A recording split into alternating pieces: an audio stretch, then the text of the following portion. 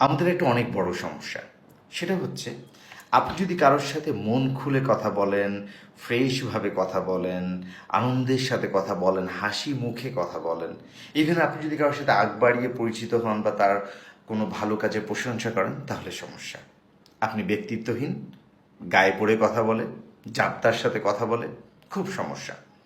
এইবার আপনি যদি কারোর সাথে কথা না বলেন, আপনি একটা নিজের জগৎ নিয়ে চলেন, একদম নিরিবিলি থাকতে পছন্দ করেন, কারোর সাথে কথা বলেন না, নিজের কাজ নিয়ে সবসময় ব্যস্ত, তাহলে আপনি ভাব মারেন, অতিরিক্ত ভাব মারেন। এই অতিরিক্ত ভাব কি, কি এমন যোগ্যতা তার, এই এত ভাব কিসের, গা জ্বলে দেখলে, মানে অনেক ধরনের সমস্যা। কারোর সাথে মিশলেও দোষ, হাসি মুখে কথা বললেও দোষ, কারোর সাথে না মিশলেও দোষ, সব জায়গাতেই আপনার সমস্যা।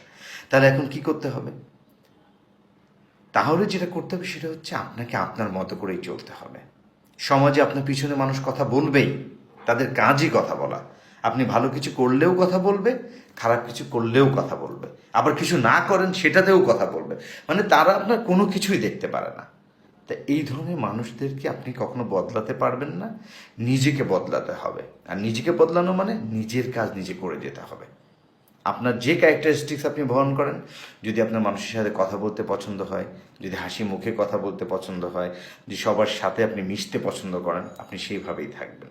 আর আপনি যদি কারোর সাথে মিশতে পছন্দ না করে নিজের একাকীভাবে চলতে পছন্দ করেন, আপনি নিজের একটা জগৎ নিয়ে চলতে পছন্দ করেন, তাহলে আপনি একাই চলবেন।